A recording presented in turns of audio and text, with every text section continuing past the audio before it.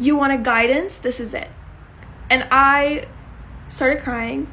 I tried to get up to like walk to a different room or something, and I literally couldn't stand. I fell to the ground and I put my face on the ground.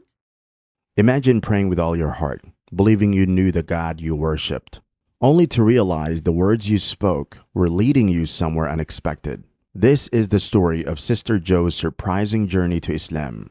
Raised in a devoted Christian family, she spent her Sundays in church, joined Bible studies, and even thought about dedicating her life to Christianity. But something didn't feel quite complete, and that unease pushed her to search for deeper meaning. Then, one day, almost on a whim, she picked up a copy of the Quran, and her life began to change. Now, let's hear her incredible story in her own words. When I got to college, I decided that I wanted to start going to one of the college Bible studies at a local church.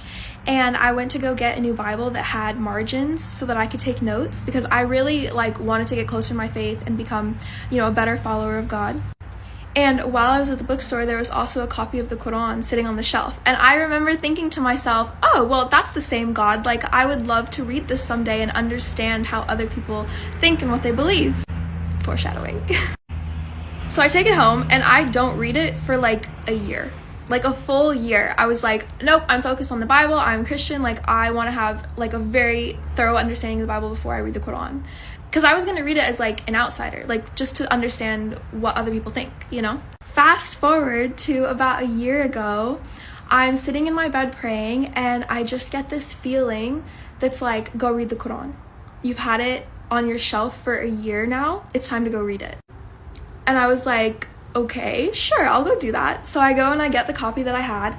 And I read a little introduction to the translation, about the translator, and a little bit intro to Islam. And I was like, this is so cool. Oh my gosh. And then I opened it up to the first 7 verses, Al-Fatiha. And if you're Muslim, then you probably already picked up on this with what I already said. But if you're not, this is the opening to the Quran in English. In the name of Allah, the most compassionate, most merciful, all praises for Allah, the Lord of all worlds, the most compassionate, most merciful, master of the day of judgment. You alone we worship, and you alone we ask for help. Guide us to the straight path, the path of those you have blessed, not those you are displeased with or those who are astray. Ameen. And I literally remember sitting there after reading this, and the moment that it clicked in my brain that I'd already been praying this for a year, I'm not even exaggerating when I say it felt like a piece of my soul clicked into place. It felt so right, and I literally just remember that same moment that click happened, the same feeling that told me to read the Quran said, you want a guidance? This is it. And I started crying.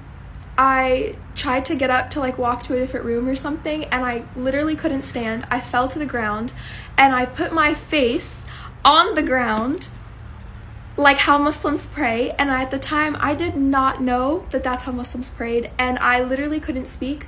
The only thing that I could kind of get out of my mouth was thank you, thank you, thank you, thank you, thank you, over and over again. And yeah, so within 7 lines of the Quran, I knew I was Muslim, and I finished reading the whole Quran in English in about 3 months, and then I took my Shahada right before Ramadan, and yeah, it's been a year now, and oh my gosh, yes, that's my story. That's how I became Muslim. After embracing Islam, she initially felt apprehensive about sharing her decision with her Christian family, anticipating a potentially negative reaction.